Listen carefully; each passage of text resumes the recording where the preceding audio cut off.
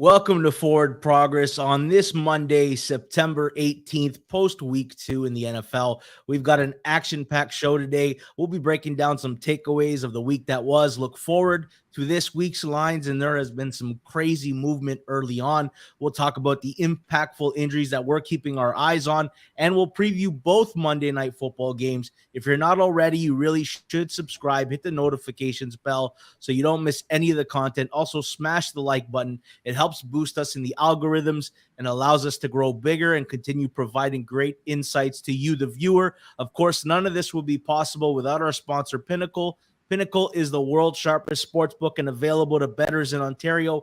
Find out what the pros have known for 25 years now. Competitive odds, your trusted sports book. Bet smart, bet Pinnacle. Must be 19 plus in Ontario. Please play responsibly. With that being said, I'm your host, George Sofidis, and I'm excited to get this show on the road.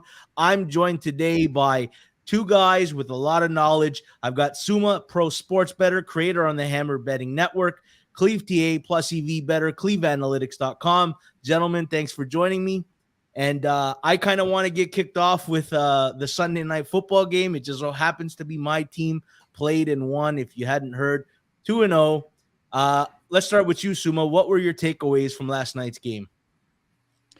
My takeaways were that the Dolphins found ways to beat the Patriots. I thought that the Pats defense will make it tough on them. And I think when watching the condensed version, it looked like Tyreek Hill sometimes was doubled, was not always running like wide open like he did last week in Los Angeles. But I think that Miami found ways to get Jalen Waddle involved. They found ways to get their tight ends involved. They called a lot of runs, like where Tua is basically handing the ball off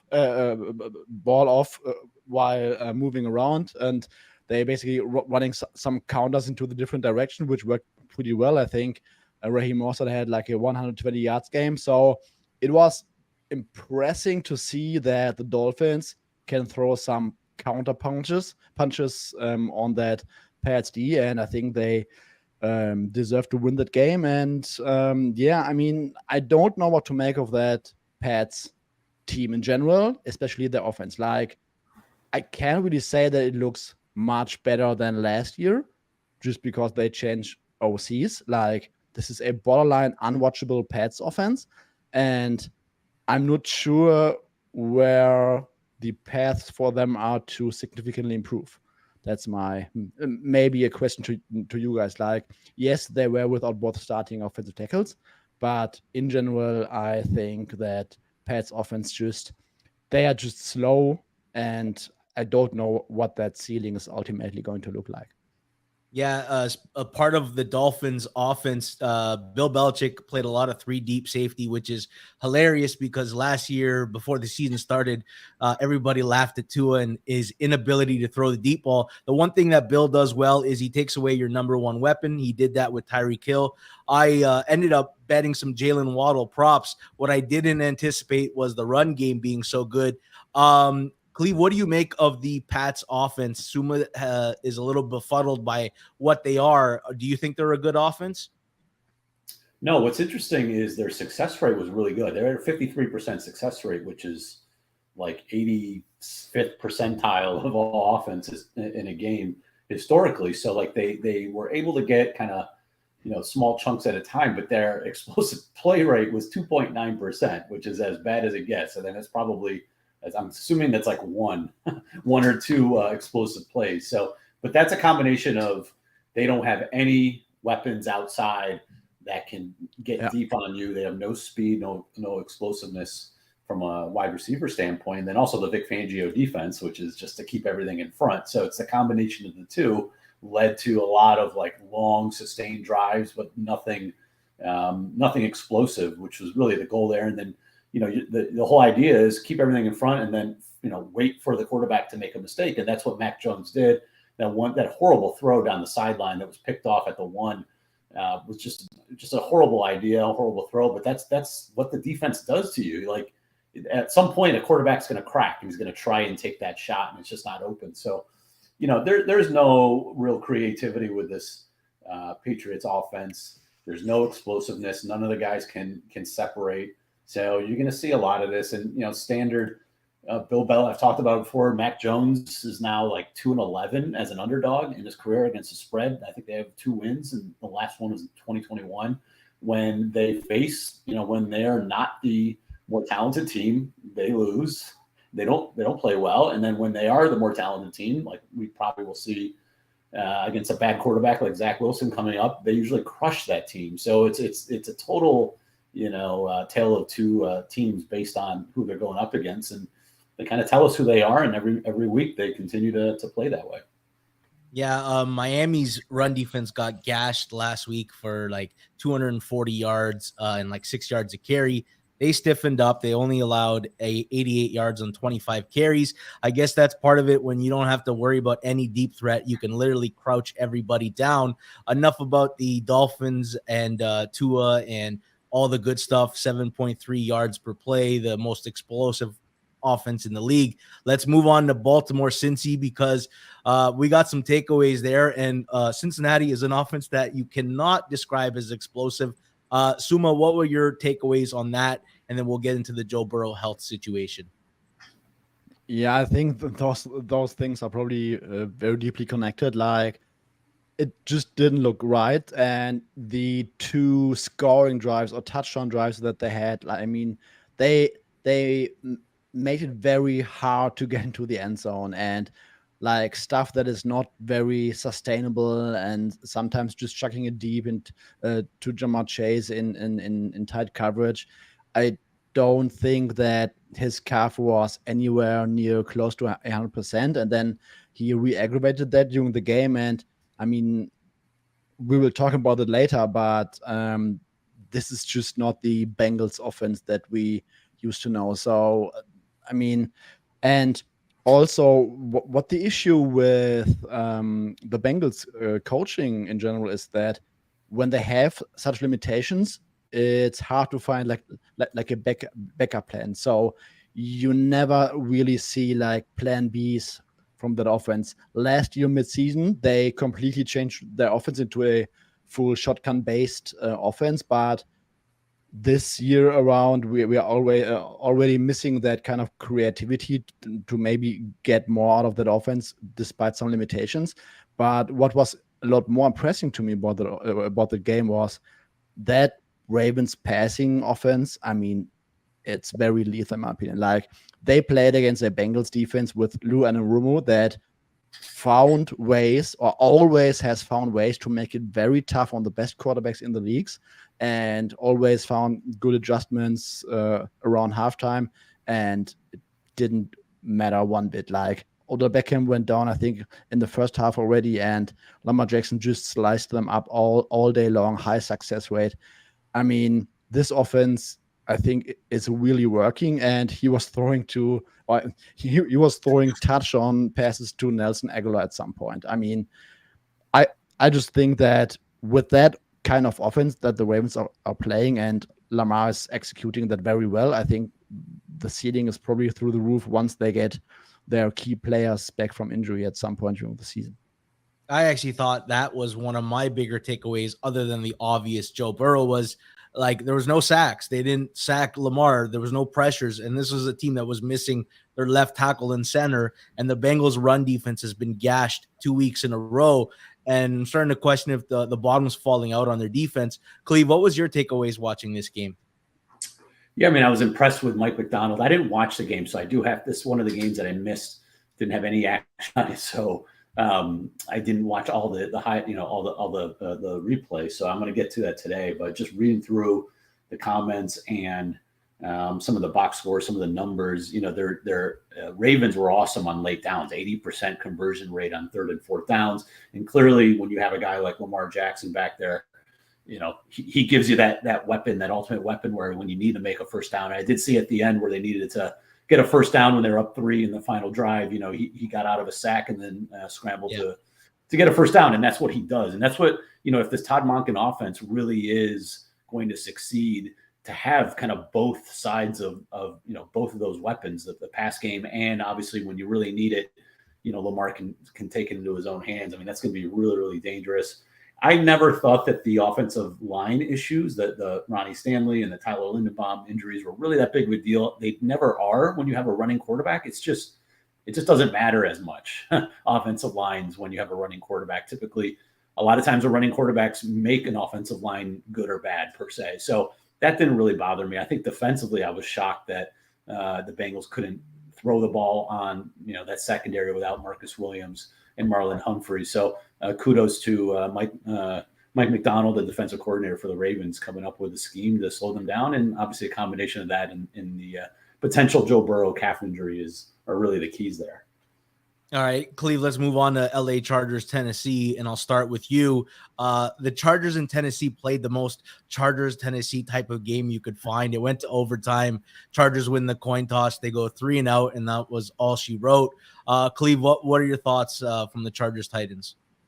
Yeah, it's just when I know you took the Chargers, so anytime you bet the Chargers or watch a Chargers game, just buckle up because you know what's going to happen at the end. It's just going to be a one-possession game, and it's who makes the plays. It's crazy how every single game they play up and down in the competition, and so that's what we got yesterday. I mean, Ryan Tannehill looked dusted in the opener, and then yesterday comes back and completes 20 of 24. A couple deep balls are wide open to receivers, and I don't know what's going on with this Staley defense. It's just that was his calling card with the Rams, and they are just completely shot, especially in the secondary. They have no answers for anything so far. So he's going to have to turn that around quickly. I mean, offensively, they were fine. Herbert moved the ball. It was probably my favorite prop of the day was taking all the Herbert overs because Tennessee's a pass funnel on defense. They're elite stopping the run, and teams throw on them more than expected. So that's what they did. He attempted, I think, 42 passes. And, he made some good plays. I didn't think the issue was Herbert. It's really this defense. And I'm not sure what they can do to fix it. And they've got a tough Vikings offense coming up on tap. So that'll be interesting. And I think the one thing that we got to call out Staley for punting on 4th and 2 at the Titans 44. Like, I don't know what has happened to him. He's either he got scared by ownership or by the media or the front office. I don't know who got to him last year and say stop executing positive EV 4th down decisions, but he's gone off the rails on the other end, and so he's losing everybody. He's losing the nerds and he's losing the old football guard. So I don't know who he has left if they keep losing games here. Yeah, he's broken 4th and 1 from Tennessee's 44, and they net 29 yards on an awful decision to punt. Suma, what are your thoughts of Chargers and Titans? I echo a lot of what Clef said. I just pulled up the number. So Justin Herbert has had the highest average depth of targets in week 2 so far, 10.7 air yards per throw, averaging 0.2 EPA per play, success rate of 51%. Like, the offense is not the issue. Like, I mean, everything that we thought Kel Moore was about to bring to this offense, like, we saw it in 2 weeks already. In week 1, against a not so great run defense, the run game worked really well. They scored 34 points against Miami. This week, they played arguably the best rushing defense in the league. They were not able to run, which was to be seen before, but their passing game worked, scored 24 points. And I mean, it's really like TA said, the defense. I mean, what's Brandon Staley's calling card at this point? Like, when someone said, what's the reason for why the Chargers should not fire Brandon Staley today? Like, what is your answer? I don't know a good argument right now. I'll tell you, if they lose to the Vikings in another shootout this week, fire Staley and let's see Kellen Moore as a head coach. Let's rip the Band-Aid off and let's see if he can change it, because I think that would be intriguing. Let's go to 49ers Rams, Suma. The Rams gave the Niners a good game for the most part, and then Sean McVay pulled out the backdoor cover for the Rams bettors. What were your thoughts on 49ers Rams? I had Niners -7, so I was still very pissed in the end to push that one. I've got 2 takeaways. My first takeaway is that this Rams offense is much better than I expected going to the season. Matthew Stafford is slinging it, and he's really slinging it. Like, He's playing like a top 3, top 5 quarterback through 2 weeks, in my opinion.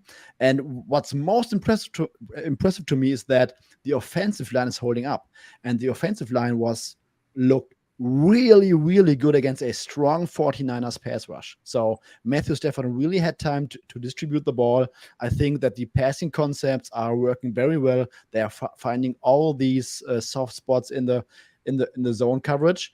And my second takeaway is that despite all of that, I think the Niners should have scored 40 points on that defense. I mean, Brock Purdy was overthrowing, I think, 3 walk-in touchdowns. 1 to Brandon Ayuk, 1 to Deebo Samuel, and I think 1 to Juwan Jennings. So if he hits at least 1, that game is over like early in the fourth quarter. So the defense for the Rams stays a concern, probably a classic over team, so to speak of, but I'm really impressed by that Rams offense. Yeah, I am as well. I upgraded them last week when they played Seattle. They gave up 0 sacks, and then the story was, okay, we'll see how they hold up against the 49ers. Gave up 1 sack. Like, Matthew Stafford has been sacked 1 time in 2 games with an offensive line that was like makeshift last year, but Alaric Jackson has like stepped up as the left tackle, and Joe Noteboom has done pretty good at guard. Cleve, what are your takeaways on Niners and Rams? The biggest takeaway from that game is Kyle Shanahan might be sharp. Finally, yes, he good one. Years and years and years of, I mean, just being this offensive genius, play caller, personnel deviser, quarterback whisperer. His one downfall was always that he just punted way too much, settled for field goals way too often. Just for whatever reason, never trusts his offense enough to get 4th and short, especially on the other side of the field. And I was stunned, but I was applauding him because not that it worked out, because it was the right move. They were at the 1 yard line at the end of the half, no timeouts left. They threw a couple passes in the end zone. It was 4th down, and 95% of coaches would have kicked the field goal there. And he, I mean, 100 out of 100 times he would have kicked the field goal there in the past. And he actually went for it, and they snuck it in for a touchdown. It was the right call. It was a pretty obvious call, but I didn't expect it out of him. And, that was the difference of the game. So kudos to him for doing that. And if he's going to start making those types of decisions, I think I know it sounds crazy, but those little decisions, can get them to the Super Bowl or win a Super Bowl. I mean, it cost them a trip to the Super Bowl 2 years ago when he punted on 4th and 1 at the Rams, I think 42-yard line or something. And then they ended up scoring and lost that game. So, yeah, that's my one big takeaway. Rams are feisty. I think, the combination of a top 10, 12 level quarterback with McVay, I guess, will always keep you, and it will raise your floor no matter who else is on the field. I think that's the moral of the story here with the Rams. But, yeah, for me, it's the Shanahan story. All right. Let's move on to Washington and Denver. And man, if you didn't bet this game, you probably didn't watch it. It was a brutal watch at first and then got very exciting. Cleve, Washington, Denver, takeaways for you. Yeah, we talked about it here last week that when I was watching the Raiders-Broncos game, I was surprised at how poor the secondary was outside of Patrick Surtain for Denver and just the pass rush. And it got me, looking a little bit deeper into their roster. And, I was like, well, yeah, why do we just assume that this is a good defense? Because they were good last year. They lost a defensive coordinator. Their number 2, their secondary cornerbacks outside of Surtain are very, very weak. And it reared its ugly head again yesterday with Sam Howell just throwing dimes against that defense. The offense was good. I mean, the Broncos are number 1 in the NFL in points per drive right now. It's just that the defense is really, not holding their end of the bargain. And, they go up 21-3 and they can't hold a lead against Sam Howell on the road. I mean, that's a real disappointment. So to me, Howell looked good, but I don't have a ton of faith in this Washington team in the long run. It's just, can this secondary and this pass rush for Denver, improve at least to a level that's, makes them at least an average defense, because right now they're not. So that's a big issue for me. It's a little bit of what happened last year is flipped on its head. The offense has actually been okay. It's just the defense. Yeah, Sam Howell's going to be exciting to watch because I think there's going to be good and bad altogether. Like every time he steps back for 5-step drops, I get nervous. He did it. He dropped the ball out of his hands and took him out of field goal range on a fumble on 3rd down. He flashed the deep ball, like he threw a really nice ball to Terry McLaurin. So Suma, what are your takeaways on Washington and Denver? Yeah, first of all, that Denver pass rush is looking completely non-existent. Like, I mean, from what I saw, I didn't see the whole game yet, but from what I saw, like, I was thinking Sam Howell can eat sandwiches in the pockets. Like, there was really no pass rush, and it was the same issue in week 1 already for Denver. So last year, Ejiro Evero was scheming up a lot of nice stuff, but it seems like this is not working out with a personnel this time with a new DC with Vance Joseph. Russell Wilson had a great first half, like hitting like every open guy and even throwing some magic deep vintage Russ deep balls. And then in the second half, despite guys running like wide open on some of these concepts, he was basically throwing the ball straight into defenders' arms. So that was pretty wild to see, like such a crazy turnaround within one game. But yeah, like TA said, like that Denver offense is quietly moving the ball, and we will see when they will be able to put everything together. But the defense is going to be an issue going forward. It's actually 3 parts, right? It's the lack of pass rush. Outside of Surtain, there's holes in the secondary, but Washington also set up 2 really good screen passes to Brian Robinson and Antonio Gibson that went for like big yardage. And I question if Denver's good at tackling right now. Let's go to the last game, Green Bay, Atlanta. I feel like I was the only guy in the group chat not on this game and didn't have action on it. This is a game I had to watch today because I did not pay any attention to it yesterday. Suma, Green Bay, Atlanta, first immediate thoughts. Immediate thoughts, I got lucky to win on Atlanta. When I think about the whole game, like Atlanta was a little bit lucky to be in that game in the end. Like Green Bay had these mental errors, like John Love with that false start on 4th and 1. I think kudos to Arthur Smith for going for it on some of these 4th downs, also coming up with some, in my opinion, smart play calls. Desmond Ridder for 20-25 minutes was horrendous. I was already screaming in some group chats, that's it, game over, Desmond Ridder stinks. And then all of a sudden he's throwing some nice balls on like 3rd and 12 or something. Really wild stuff, roller coaster with that guy. But yeah, overall, I think Green Bay, I'm not really concerned at all. I think that the offensive scheme is working. But yesterday, they were without David Bakhtiari. They lost Elton Jenkins halfway through that game. They were without their number 1 wide receiver. I think Romeo Doubs was still on some kind of a snap count. And I think one of my big takeaways from this game is running backs don't matter, but there are a few that actually do. And we saw that yesterday. AJ Dillon from Aaron Jones is a massive downgrade. And I think Bijan is also special. Like Bijan is creating yards that other, or let's say most running backs are not able to. Like really juking around defenders, making some guys miss and really getting some extra yards. And AJ Dillon, I mean, there were some short downs that he couldn't handle. And I really think that, there's also a situation where you have to make some form of downgrade when Aaron Jones is out and AJ Dillon is carrying the load.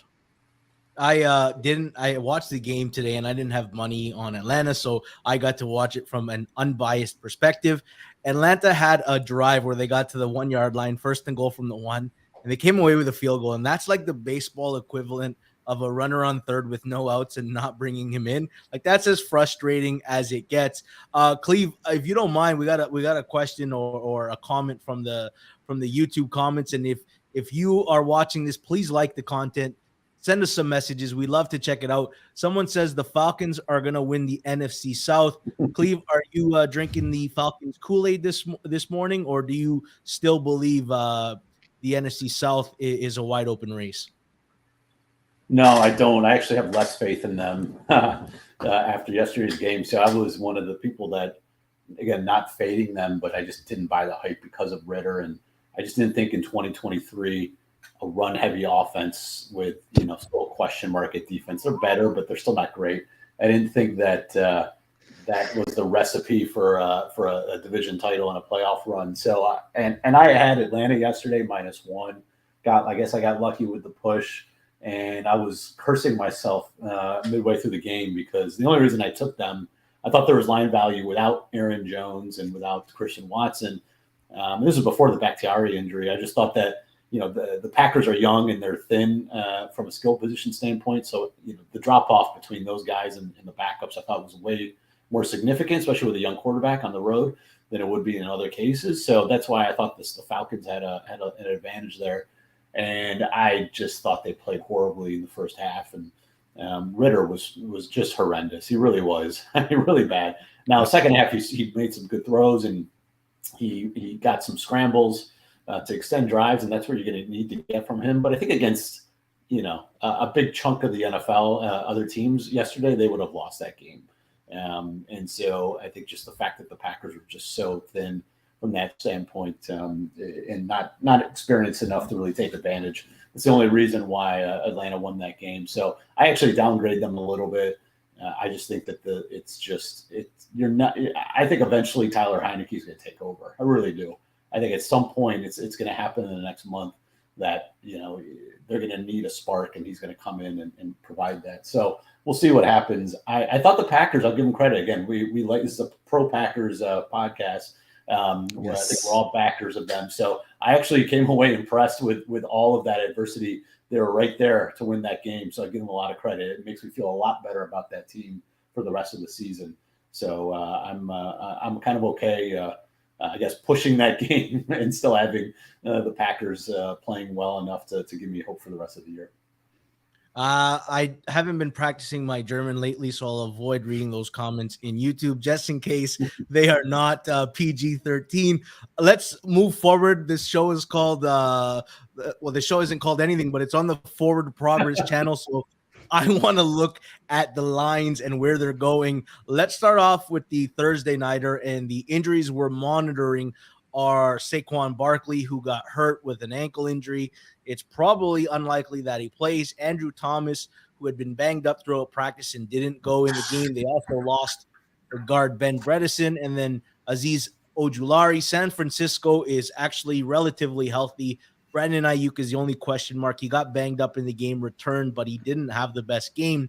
The line seems to be getting out to 10.5 now. Total 45 and a half, depending where you look.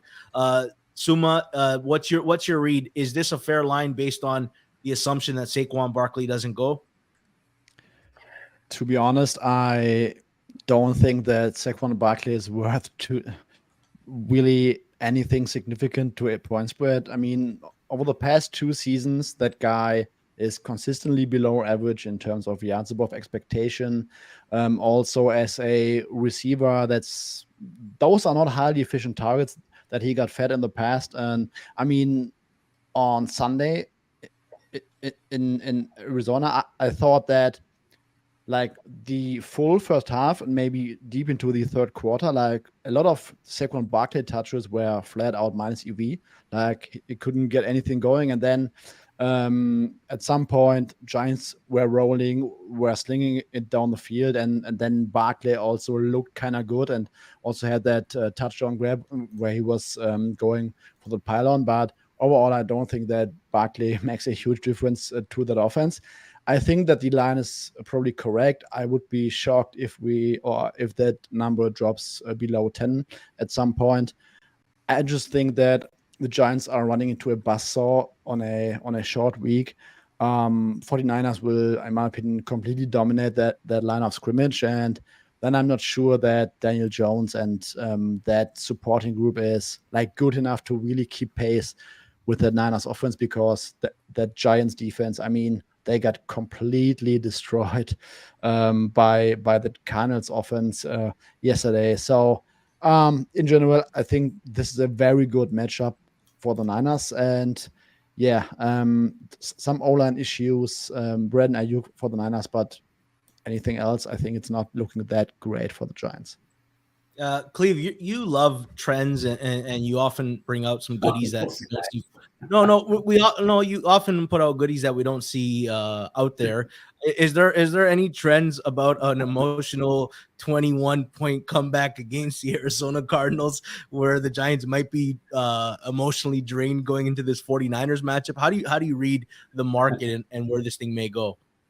Well, first, I hate that you say I use trends because like there's different types of quote unquote trends. There's more like Yes. I like to profile similar situations just to see kind of how things pan out. But yeah, no, actually, what's funny is I was looking, because it's double digit favorite on Thursday night.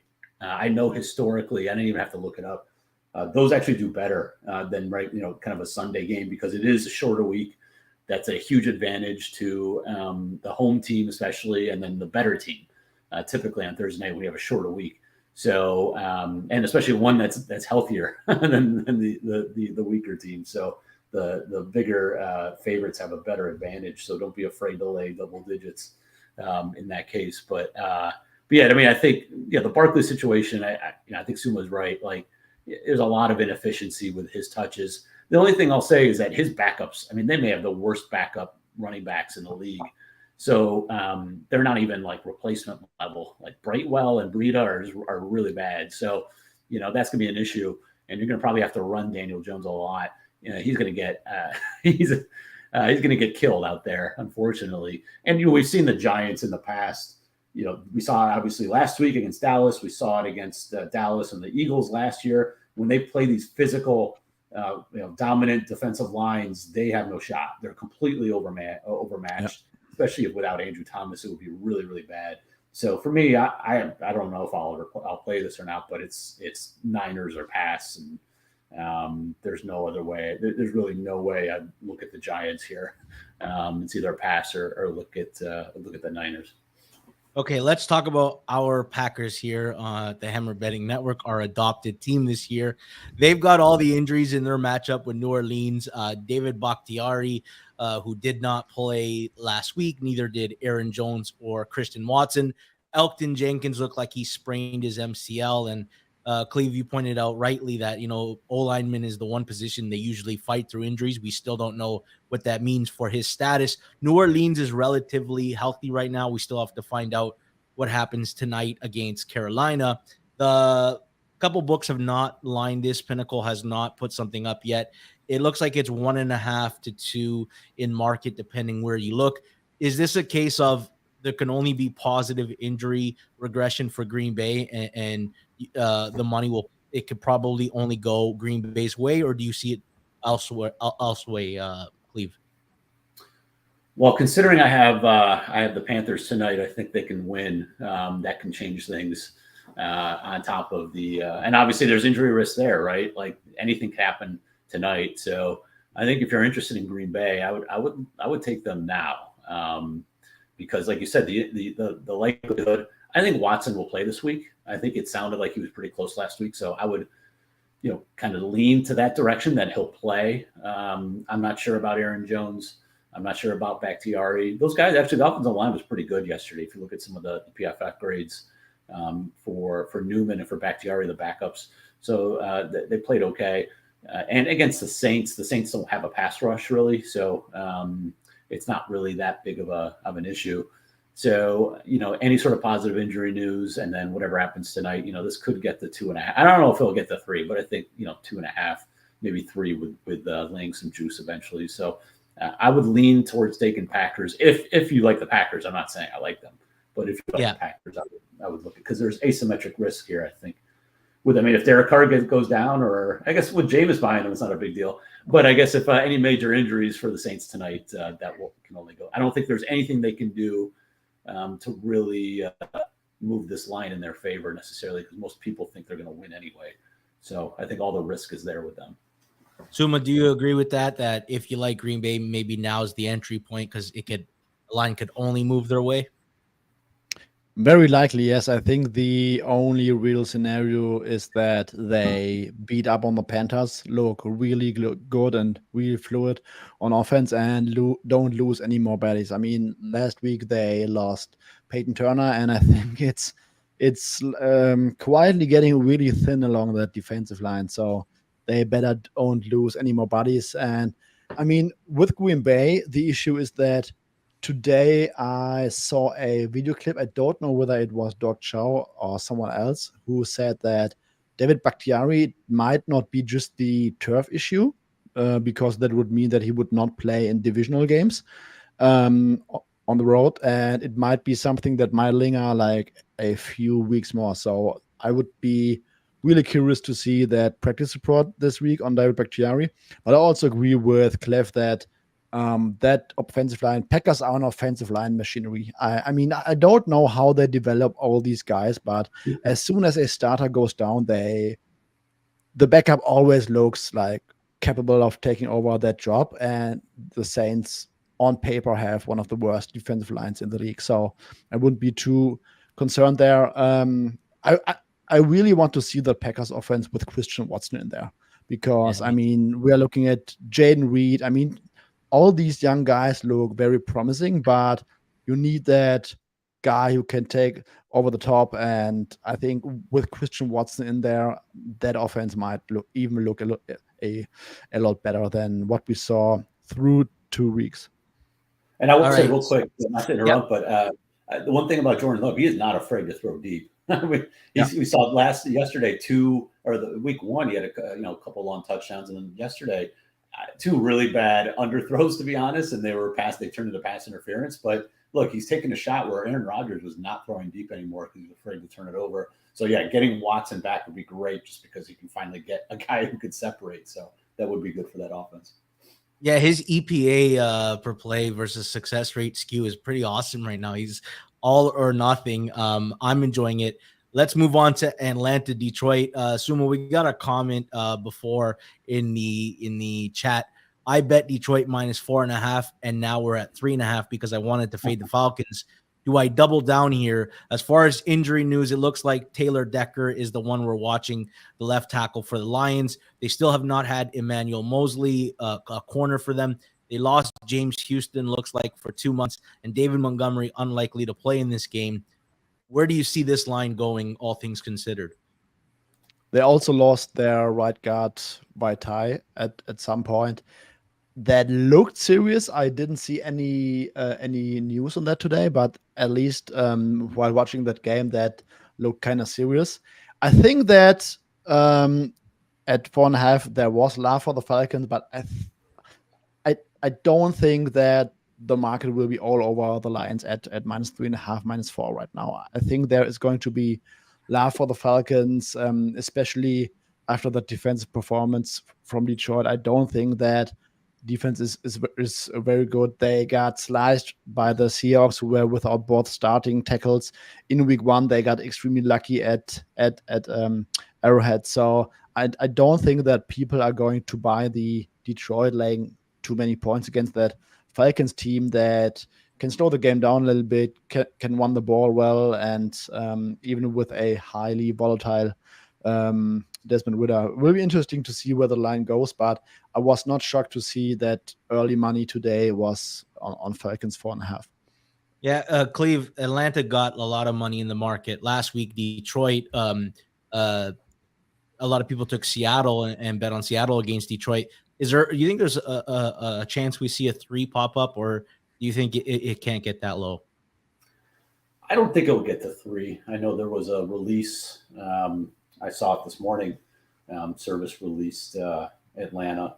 So I think that might have been a little bit of the reason. But I think you'll get some resistance. I think it gets a buyback at 3. I know I'll be interested if it gets a 3 with Detroit. I'm not a buyer of Desmond Ridder.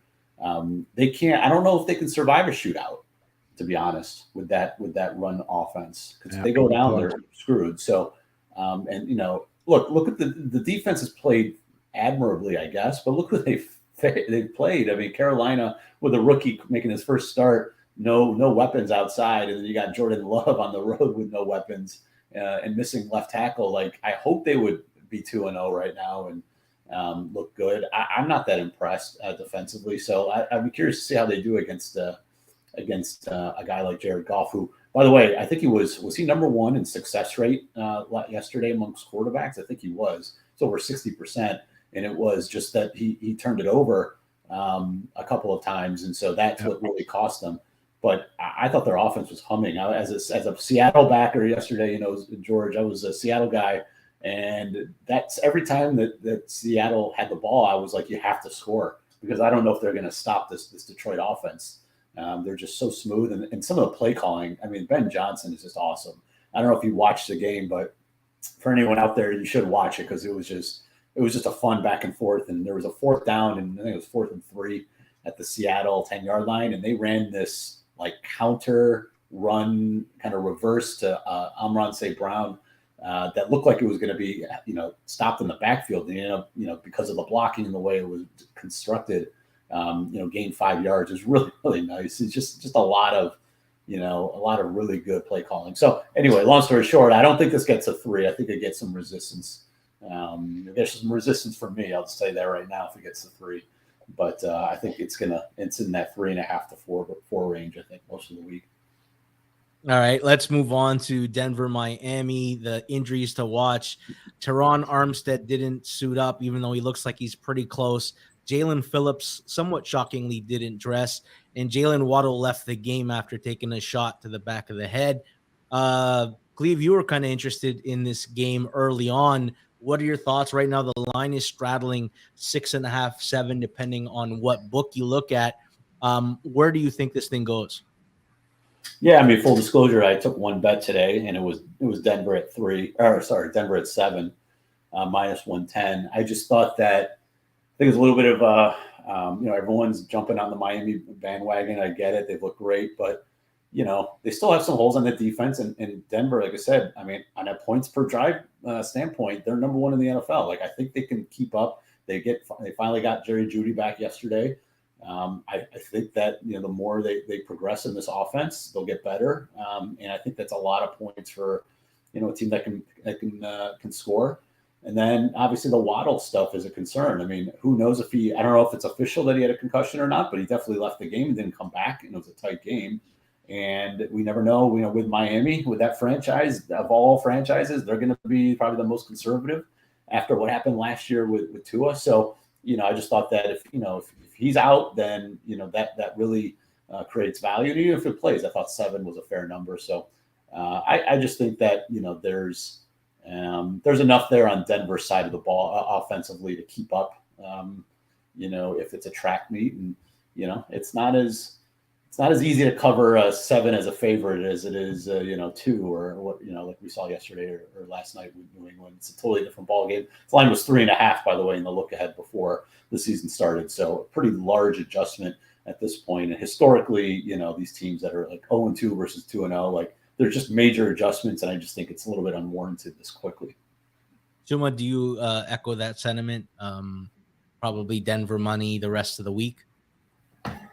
I think it depends on the injury situation for Miami. I think if we get positive news on Teron Armstead and Jalen Waddle, I wouldn't be surprised if we saw some Miami money. But I think in general, I agree with the logic that TA laid out there.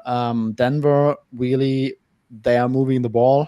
And I think I really like that offense called by Sean Payton. Like, when I watch that game, it just makes sense.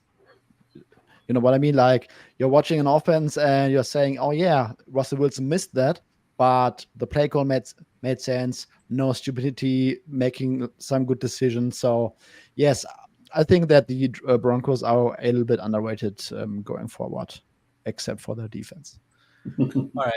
Let's talk about Indianapolis and Baltimore, because I guess this is probably the game with the most injuries to watch. Baltimore, once again, we're going to be monitoring Ronnie Stanley, Tyler Linderbaum, Marlon Humphrey, and then Odell Beckham Jr., although we got some sound bites today that make them sound positive that he will go. Indianapolis, Ryan Kelly, their center, but the most important piece of news is Anthony Richardson at quarterback. They do have a situation where they probably have one of the better backups in the NFL, and maybe the line drop won't be significant in difference between quarterback. Suma, this line seems to be looking, it looks like it's hovering between 8.5. How how do you anticipate this all shaking out? And it all depends on Anthony Richardson, right? Dr. Chow said that he's not so optimistic that Richardson will go this week. Yes, concussions are usually a little bit below 50% to play the next week. I don't know whether the Colts will go the conservative route or whether they want to throw him in desperately. I think they have nothing to lose this season anyway. So I already took Baltimore in an open teaser because I think that number is pretty solid. And if you get Gardner Minshew there, I think that the downside is not necessarily with the Ravens. I mean, no matter whether it's going to be Richardson or Minshew, I just think that the Ravens will be able to move the ball on that secondary. So whether it's Minshew or Richardson, I would strongly suspect a game state at some point in which either guy has to throw the ball, and I'm not sure that the Colts are necessarily built for that. So I totally get that number. I think if Richardson is out and Ravens maybe get some good news on Odell Beckham, I haven't heard anything today yet. I would not be surprised if that moves a little bit more towards 10-ish. Cleve, how are you reading this game with the injuries? What's your approach right now? Yeah, I mean, if you asked me to win one game like this, I'd rather have Minshew, I think, on the road in Baltimore. If I just, if you just want me to win one game, if you're talking about the season and beyond, obviously, Richardson. So the line's 8. The week 1, Baltimore closed, 9 against Houston? And we just had Indy. Well, yeah, Indy closed. Did they close -1 yesterday? I think +1. +1? Yeah. Oh, okay. I thought they closed as a favorite. Maybe I was wrong.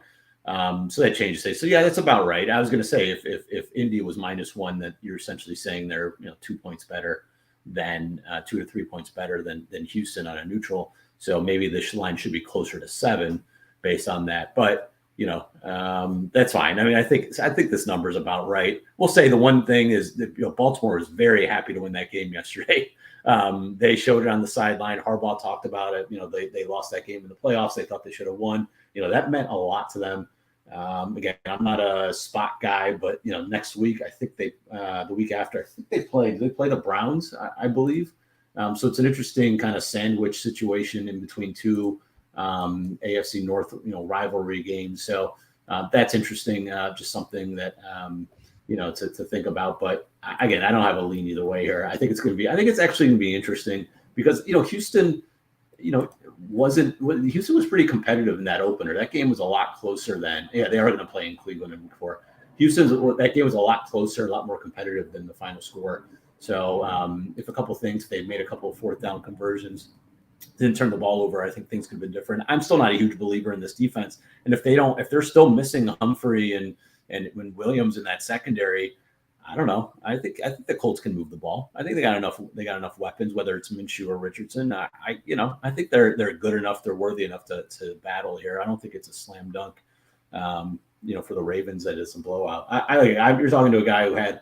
I picked the Colts to win the AFC South this year as a long shot, so I have a little more faith in them as kind of a long shot and sleeper team than most. But yeah, it's. I think it's gonna be an interesting game. All right, let's jump into the last look ahead game for us, and obviously the one with gigantic line move. Before we do that, before we get into our Monday Night Football previews, I want to know from the chat if anybody got down on this game early with the line going berserk between the Rams and the Bengals. And also, if you're enjoying the content, please smash the like button. It helps jump us up in the algorithms. Let's start with the injuries. Joe Noteboom is the only one of concern on the Rams. And then if you've been living under a rock, Joe Burrow is a huge question mark. The line opened 6.5 last night, and the line is currently at 1.5, 2. A lot of speculation about Joe Burrow's availability. Cleve, I don't even know where to begin to think of this line as it stands right now. So why don't you take the first crack at it? So let's play it out. So I'm looking back at my notes. The line was 7.5 preseason. Okay, for whatever that's worth, just a data point. You said it opened this morning 6.5, right? And then I saw it trickle down to 3.5 earlier this morning, and then there was a tweet out about Schefter mentioning that the things look iffy or he's not sure if Burrow is going to play, and all of a sudden the line crashed down to 2. So I mean, if Jake Browning is announced a starter here, if Burrow's out, what do you guys think this gets to? You think this is a pick 'em? Maybe Rams -1, something like that. Maybe a pick 'em. So I think a majority of the probability, especially through a key number, majority of the probability that Burrow would be out is already priced in. So I actually don't think it's, if you want to take a shot at, Bengals -2 here, where, okay, let's say he is announced out. All right, you don't lose that much line value. This isn't going to get them. I don't think it's going to get to Rams -3. So you don't really lose much. And if he does play, this thing bounces back up. Maybe it doesn't get to the full 6.5, but probably gets to 5.5 again, maybe 6. So, there is a case to be made that taking the Bengals here when, it's already like a 78 to 90% probability that it's priced in already that he's gonna miss this game isn't a bad look.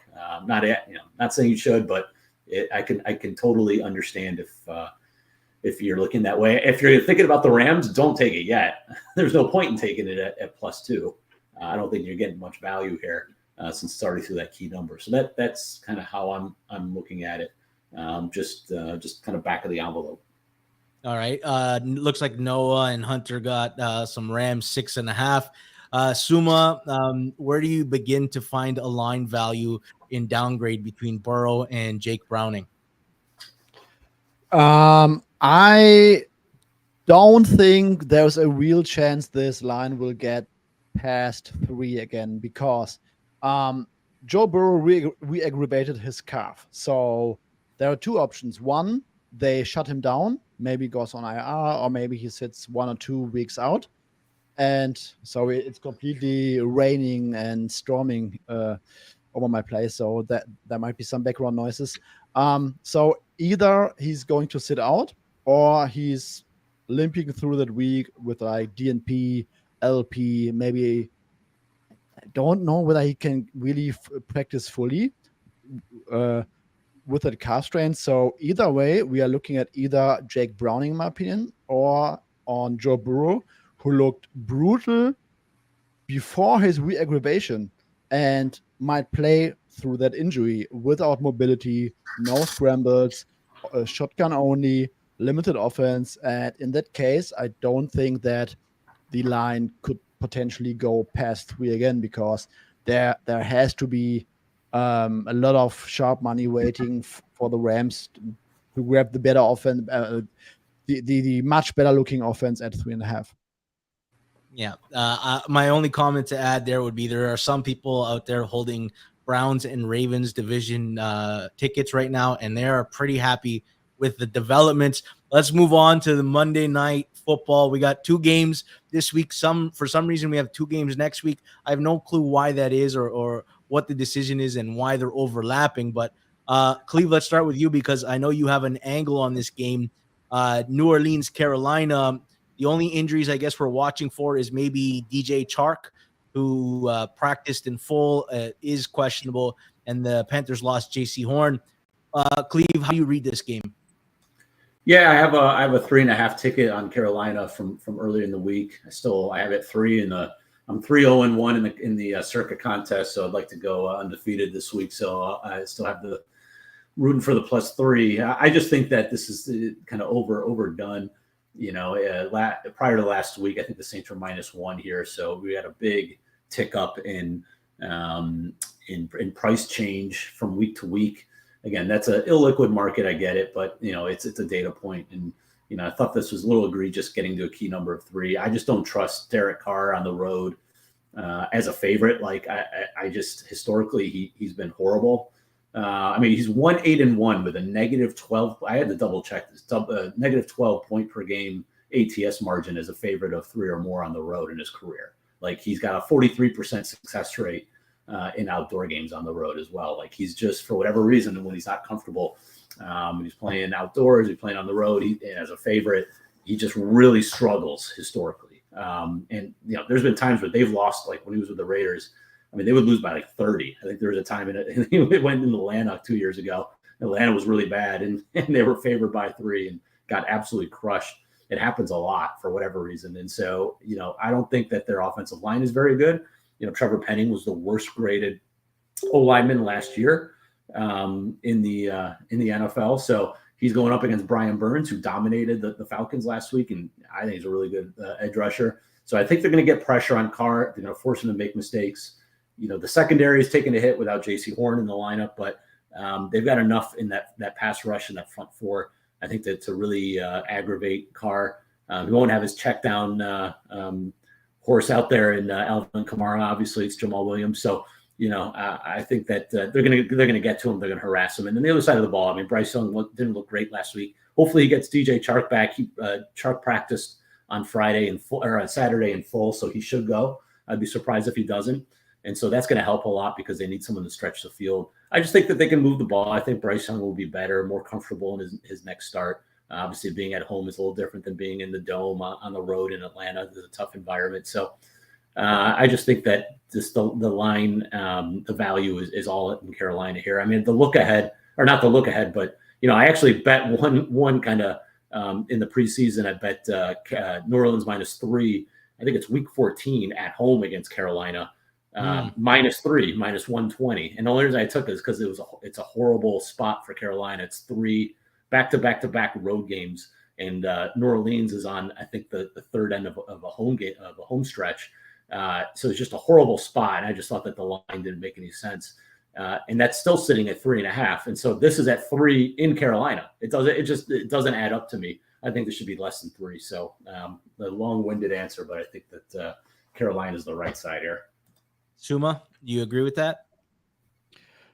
I don't have a strong opinion on that game. I'm sitting this one out. I think it will be very interesting to watch tomorrow morning because we will get some interesting data points. I'm very high on Ejiro Evero as a DC. Last year, the Broncos led the league in EPA per dropback on defense without pressure. So basically showing the best defense when they are not being able to pressure opposing quarterbacks, which was pretty remarkable with that group. And last week he made it very tough on Desmond Ridder. That might be a thing about Desmond Ridder. So I'm very interested to see whether or what he's going to do with Derek Carr and that offense that has some lethal receiving weapons. And on the other side, the Panthers' offensive line was an issue during preseason. It was an issue last week, in my opinion. And now with DJ Chark back, if they cannot pass protect against that Saints pass rush, and if they cannot separate enough, cannot create enough separation when Bryce Young might not be pressured too often, I'm really, really concerned about that offense going forward. So I think this game will get me some interesting data points, and I'm rooting for TA and his bet and his circa entry. Yeah, I mean, one last thing I didn't mention. I mean, in that game last week, Carolina got to the Atlanta 12 early in the game, 4th and 1, and they got stopped on inches. They had committed 3 turnovers. Like, they actually outgained the Falcons. They had a higher success rate. Like, I mean, their offense isn't great, but they actually outplayed. They were tied in the 4th quarter. So I don't know. I just think that last week is I saw some of the comments here. Just how the Saints are going to smash them. They got shut out. Like, all right, we're just looking at one week of action, and a couple plays go here and there, and Carolina could have won that game outright last week. So we'll see what happens. It'll be interesting. I mean, if they get smashed this week, then maybe they're downgraded to maybe a bottom 3 team in the NFL. But I don't think it's going to happen. Yeah, I'm also gonna. I like games that I don't bet, and just to take it in from a learning experience. I want to see how Bryce Young looks. I'd like to see how the Panthers D-line matches up against the Saints O-line. One thing of note, the Panthers did lose one of their guards, Austin Corbett, before the season started to IR, and then it looks like they lost the other guard, Brady Christensen, for the season. Now, let's move on to Cleveland and Pittsburgh. One thing. Yes. One thing to add. So why is the NFL not making this a true doubleheader? Like one East Coast game, one Pacific game later. Like, why do they have to put like 2 games out there starting within 1 hour of each other? It doesn't make any sense to me. Well, I actually don't mind it because you could watch the first game, and then when that's halftime, then the second game starts. So you can kind of stagger it a little bit. But That's the point, though. I mean, to be honest, it can be hard for me. Look, I got 2 young kids. I got to get a bath going. I got to do some of the dishes after my wife cooks dinner, and I got to put them in bed. So I'm going to have to be scrambling here trying to watch both. So from that perspective, I don't like it. I kind of wish I had the free time to watch both. But yeah, no, I get it. It would be good to have a West Coast, like a 10:30 West Coast game or something. That would have been a little bit better. I don't know. Sumo, what time is it when you're watching it at night? What's the I will not watch it today. I'm going to sleep early today, but the first game will start at 1:15 a.m. in the morning. Oh, okay. All right, let's talk about the last one, Cleveland, Pittsburgh. I guess the injury that we're watching for is Amari Cooper, who, depending on if you believe Adam Schefter or maybe the coach, Kevin Stefanski, we have no clue if he's going to go or not. Pittsburgh is dealing with some major injuries, having lost Deontay Johnson and Cameron Hayward. And Cleveland also lost their right tackle, Jack Conklin, for the season. We're going to get a first look at 4th-round pick DeJuan Jones as the starter. Sumo, where do you begin to break this game down? Yeah, first of all, I think that, yes, Jack Conklin is a tough loss, but I think DeJuan Jones was very promising so far. It's not reasonable to think that he will keep TJ Watt in check across 60 minutes. Totally not, but the injuries are piling up for the Steelers. They lost Cam Hayward. I think Larry Ogunjobi is highly questionable to play this game. And even though they still have TJ Watt, I think that the Browns offensive line matches up really well with that defense and defensive line now. And I think the Browns will be able to run the ball. And that being said, because they have such a significant matchup in the trenches, in my opinion, I don't think whether the loss of Amari Cooper is that significant. Yes, it's a downgrade. Yes, it's very reasonable that there was Steelers money entering the market after he got ruled out, or basically got ruled out. But I'm not sure whether Amari Cooper will have a massive impact in this game when the Browns are able to run the ball. And on the other side, the Steelers are without Deontay Johnson. I think Deontay Johnson is a very big loss because he's the best route runner. And so right now, this Matt Canada-led offense is basically disadvantaged in the trenches against the Browns defensive line. And your only reliable wide receivers are now Allen Robinson and George Pickens, who cannot get any separation. And this game might play out like on that side of the ball, like the Bengals tried against the Browns in week 1, where it's just go balls down the sideline, some runs, some Pat Freiermuth stuff. And I'm not trusting the Steelers to take full advantage of that. I have a small bet on the Browns at 2.5 before that Amari Cooper news, so probably taking an L on that one. Also got Browns in my Circle Millions pending this week, so rooting for the Browns here, but not highly interested in adding some stakes to that. Yeah, Suma, I am like echoing everything you said. I'm 3-1 in Circa Million and need Cleveland to close out the week. I also have a bet on Cleveland. I took the money line. I opted for that before the spread. This is a case of my numbers don't say that Cleveland's a play, but when I broke down the matchup from a handicapping perspective, I'm like, oh, this is a disaster matchup for Pittsburgh, the way Cleveland's strengths are versus Pittsburgh's weaknesses. Cleve, how are you reading this game? Yeah, I mean, I agree with a lot of what Suma said. I mean, it's the Cam Hayward injury is I mean, it's as big as it gets. I knew that the run splits with him on and off the field have been pretty drastic in the last couple of years. And again, run splits and splits like that are kind of dangerous because it could be noisy. But just watching with my eyes when he's not in the game, it's a huge difference. Because I mean, look who's behind him. I mean, he's got DeMarcus Leal, he's got Isaiah Loudermilk. I looked at Isaiah Loudermilk's been in the league 3 years. He's got 9 total pressures in his entire career, and 0 sacks on 231 career pass rush snaps. I mean, that's. I mean, what is that? And he's got horrible run grades if you look at PFF. So, like, I'm not sure what he does there. So there is like just a huge gap in the middle of that defense. And then even more outstanding, I mean, Hayward in the last 2 years in 4 games against the Browns, he has 18 pressures and 5 sacks in 4 games. He has 94 pressures and 4 sacks versus everybody else in that same time span, 31 games. So he has more sacks in 4 games against the Browns than he does in 31 games against everybody else. Like, he's just owned this matchup. So without him there, it's a huge loss. They should be able to run it up the gut. I mean, the key for me here for the Browns, because they do have the huge advantage there, is early downs.